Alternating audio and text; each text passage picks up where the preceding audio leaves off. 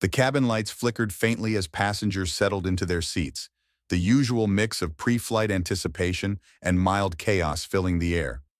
It was a brisk morning at Ronald Reagan Washington National Airport, and Flight 247 to Newark was fully booked. Among the crowd of travelers was a young man seated in first class, a face that many recognized immediately, though his demeanor suggested he wished they wouldn't. Barron Trump, now a teenager standing over 6 feet tall, sat quietly by the window, thumbing through a hardcover book.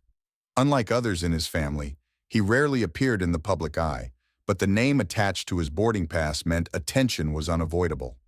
Across the aisle, an elderly man in his late 70s shuffled into the economy section, his silver hair neatly combed, his back slightly hunched, and his gait deliberate as he clutched his boarding pass in an aged leather duffel bag. Passengers exchanged glances as the man passed by, his military jacket adorned with faded patches and medals, telling a story of service and sacrifice. Some whispered to each other, wondering about his past, while others simply admired the quiet dignity in his stride. He took his seat near the rear of the plane, wedged between a chatty businessman and a restless toddler. Meanwhile, the flight attendants moved briskly through the aisles, ensuring everyone was seated for takeoff. Just as the cabin door closed, a ripple of tension coursed through the air. The elderly veteran's seatmate had become visibly upset, insisting he needed a different seat. As the veteran apologized for the inconvenience, the commotion drew Barron's attention from his comfortable spot in first class. He watched the scene unfold, his brows furrowing in thought. Then, without a word, he pressed the call button for a flight attendant. "Excuse me," Barron said softly when she arrived. "Can I switch seats with the gentleman in the military jacket?" The flight attendant blinked momentarily, stunned. Passengers in first class glanced up from their newspapers and tablets, their curiosity piqued. The young Trump's offer was unexpected, especially in a world where privilege often went unchallenged, but his expression was earnest, and his tone left no room for negotiation. "Let me check," the attendant replied, her voice carrying a note of surprise as she walked briskly toward the back of the plane. As Barron stood to grab his carry-on bag, the murmurs in first class grew louder. A woman across the aisle leaned toward him. "You don't have to do that, you know. You paid for this seat," she said, her voice tinged with confusion. Barron simply smiled and shrugged. Some people deserve it more. What happened next would change the tone of the entire flight. The flight attendant returned moments later, her expression a mixture of curiosity and admiration. "He said he'd be happy to switch," she informed Barron, her voice carrying a slight tremble. It wasn't every day someone voluntarily gave up a first-class seat, let alone a teenager with a name that turned heads. Barron smiled politely and nodded, grabbing his bag before making his way down the narrow aisle. Passengers whispered as he passed, some nudging each other to confirm what they were witnessing. A few even reached for their phones, subtly snapping photos. Barron seemed unaffected by the attention, his focus solely on the man now seated near the back. When Barron arrived, the elderly veteran looked up, confused. "Are you sure, young man?" he asked, his voice weathered but firm. "You don't have to do this for me." "I want to," Barron replied, extending a hand. "Thank you for your service. Please take my seat." The veteran hesitated for a moment as if debating whether to accept the gesture, but the sincerity in Barron's eyes was undeniable. Slowly the man stood, shaking Barron's hand firmly. "Well, thank you. That's mighty kind of you." As the veteran made his way to first class, the murmurs among the passengers grew louder. A young mother in row 15 whispered to her teenage daughter, "Did you see that? He just gave up his seat." The businessman seated next to Barron looked over, raising an eyebrow.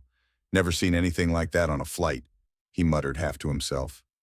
Barron slid into the now vacant economy seat, adjusting his tall frame to fit the tighter space. He seemed completely at ease, ignoring the scattered stares from fellow passengers. A flight attendant passed by and discreetly asked if he needed anything, but Barron simply shook his head and opened his book again. In first class, the veteran settled into the plush seat, visibly overwhelmed by the comfort and unexpected kindness. He adjusted the armrest, his hands trembling slightly. A flight attendant approached him, offering a complimentary drink and a warm blanket. "The young man said you should have this seat," she explained. The veteran smiled faintly. "It's been years since I've been treated like this," he murmured. He glanced back toward the economy section, where Barron sat calmly, now absorbed in his book. The gesture had been small in action, but monumental in its impact. For a moment, The cabin seemed to exhale as the tension of boarding dissipated. The passengers settled in, and the plane taxied onto the runway. But as the engines roared to life and the flight lifted into the air, the story was far from over. What seemed like a simple act of kindness was about to take a turn that no one could have predicted. And then the veteran spoke. The flight reached cruising altitude and the soft hum of the engines filled the cabin. Flight attendants moved through the aisles with drinks and snacks, but the atmosphere was anything but routine. Passengers couldn't stop glancing between Barron Trump in the economy section and the elderly veteran now seated in first class. Whispers of admiration had spread, but the story was only beginning to unfold. The veteran sat quietly at first, sipping his water and staring out of the window. His hands rested on his lap, the faintest tremor visible. Then, as if compelled by the weight of the moment, he turned to the passenger seated next to him, a middle-aged woman with kind eyes. "I have to say something," he began, his voice just loud enough to be heard. The woman looked at him, curious. "The young man who gave me this seat," the veteran continued, "his family saved my life once." The woman blinked, surprised. "What do you mean?" The veteran adjusted the small pin on his lapel, a purple heart, and sighed deeply. "It was decades ago during the Vietnam War. I was stationed overseas, far from home, with no family support. I'd been injured badly, shot twice in the leg. When I finally got stateside, I was lost, no direction, no purpose, nothing." His voice wavered, but he continued. "I ended up in New York trying to rebuild my life. I didn't have a place to stay, barely enough money for food. One day, I ran into a man outside a diner who saw me struggling. He didn't just hand me $1 and walk away. He sat with me, listened to my story. That man was Donald Trump's father, Fred." The woman's eyes widened, and a few passengers nearby who had been subtly eavesdropping leaned closer. "Fred Trump?" she asked. The veteran nodded, his expression growing wistful. "Yes, he didn't owe me a thing, but he made sure I had a roof over my head and a job to get back on my feet. He never asked for anything in return, just told me, 'You serve this country. It's the least we can do.' I'll never forget those words." By now the conversation had caught the attention of several passengers in first class, and the story began to ripple through the cabin. The veteran's voice grew stronger as he continued, his eyes misting with gratitude. "I always wanted to thank his family, but I never got the chance. Life moved on and I thought the moment was lost forever. And now, today, that man's grandson has given me a gift I'll never forget. What are the odds of something like this happening?" In economy, Barron sat oblivious to the growing buzz around the plane, engrossed in his book, his long legs awkwardly tucked into the cramped space. But in first class, the veteran's revelation had sparked something deeper. Passengers began to exchange glances, murmurs of amazement spreading like wildfire. One of the flight attendants leaned toward the veteran. "Would you like me to tell him what you just shared?" she asked softly. The veteran hesitated, then shook his head. "No, not yet. Let the boy have his peace. He doesn't need to know how much this means to me, not right now." But the passengers couldn't contain their astonishment. What had started as a simple act of kindness now carried a sense of destiny, as if the universe had aligned just for this moment.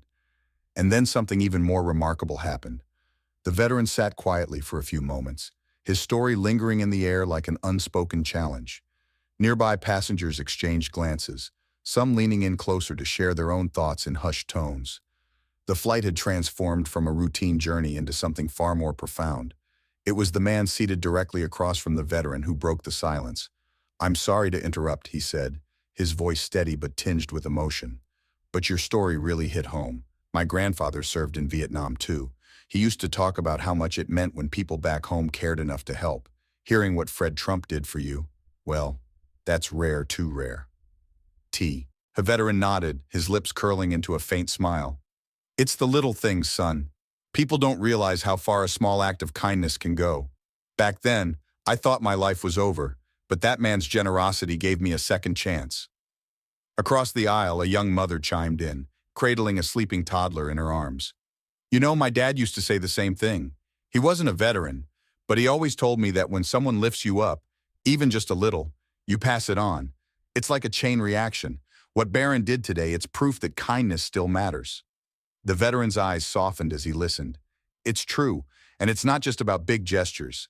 Sometimes just being seen, being acknowledged can change everything. That's what Fred Trump did for me, and it's what his grandson has done for me again today." The passengers continued to share their stories, each one more heartfelt than the last. A flight attendant, visibly moved, sat on the armrest of an empty seat near the veteran. "I wasn't planning to say anything," she admitted, "but my brother served in Iraq. He didn't talk much about it, but when he came home, he told me that the people who stopped to thank him or help him out in small ways, those were the moments that stuck with him. Sometimes those moments were the only thing keeping him going." The veteran nodded in understanding, his expression a mix of empathy and quiet pride. "Your brother's right. It's the little things that keep you grounded when everything else feels like it's falling apart." In economy, Barron noticed a few passengers glancing back at him, their faces a mixture of awe and gratitude. He didn't understand the full context of what was happening yet, but he offered a polite nod to one woman who smiled at him. His gesture, though small, had set off a cascade of reflections and connections that no one on that flight could have predicted. The veteran turned to the flight attendant and said, "You know, I've always believed that gratitude doesn't just stop with the person who helps you. It grows. Fred Trump helped me rebuild my life, and I've spent every day since trying to honor that by helping others. Today, Barron reminded me of that mission. It's funny how life works, isn't it?" The plane hit a patch of turbulence, jolting everyone slightly, but the mood in the cabin remained steady. The conversations felt like a shared catharsis, as if every person on board was connected by an invisible thread of kindness, gratitude, and human resilience. And just as the plane began its descent, the most unexpected moment of all unfolded. As the plane began its descent into Newark, the conversations in first class quieted. The veteran sat with his hands folded, staring out of the window, deep in thought. Across the cabin, passengers exchanged knowing glances, some still marveling at the unusual turn of events. Just as the captain announced the final approach, the flight attendant who had been listening earlier approached Barron in economy. She knelt slightly to meet his eye level and spoke softly. "I wanted to let you know that the gentleman you gave your seat to, he shared something extraordinary about your family. Would you like to hear it?" Barron looked up from his book, his curiosity piqued. He closed the cover slowly, the title unreadable to those around him. "Sure," he replied simply, his tone calm but intrigued. The attendant hesitated for a moment as if searching for the right words. "Years ago, your grandfather Fred Trump helped him when he was at his lowest point. He said your grandfather gave him a place to live and a job, expecting nothing in return. And today, you did something for him that reminded him of that kindness." For a moment, Barron didn't speak. His expression remained composed, but his eyes softened as though the weight of the revelation was settling over him. He finally said, "That's something, isn't it?" The flight attendant smiled. "It is. I thought you should know." As the plane touched down, the veteran stood, preparing to disembark. To everyone's surprise, he walked directly to the economy section, his eyes scanning the rows until they landed on Barron. The young man, now standing to retrieve his bag, looked up in surprise. The veteran extended a hand. "Young man, I wanted to thank you face to face. What you did today, it brought me full circle. Your family has a history of kindness, and you've carried that forward. Never forget how much these moments matter." Barron shook his hand firmly, his voice steady but quiet. "I didn't do anything special, sir. You deserved it." The cabin was silent now, passengers watching the exchange unfold with rapt attention. Some had tears in their eyes, others wore small, thoughtful smiles. The connection between these two men, generations apart, felt like a living testament to the power of empathy and gratitude. As the passengers disembarked, many paused to thank Barron for his gesture. Others approached the veteran, offering handshakes and words of gratitude for his service. The mood was unlike anything anyone had experienced on a flight before. At the gate, the veteran turned once more before leaving, tipping his hat toward Barron. "You've got a good heart, son. Don't ever lose that." Barron nodded, his usual reserved demeanor softening just enough to show the impact of the words. As he walked toward the baggage claim, he pulled out his phone and typed a brief message. He hesitated, then hit send. The text read, "Grandpa would have been proud of today." This story is a reminder of how one small act of kindness can ripple far beyond its moment, connecting people in ways we never anticipate. Kindness, gratitude, and empathy. These are the values that transcend time and place, creating bonds that endure. If this story inspired you, don't forget to share it. Let's keep the conversation going and remind the world that kindness still matters.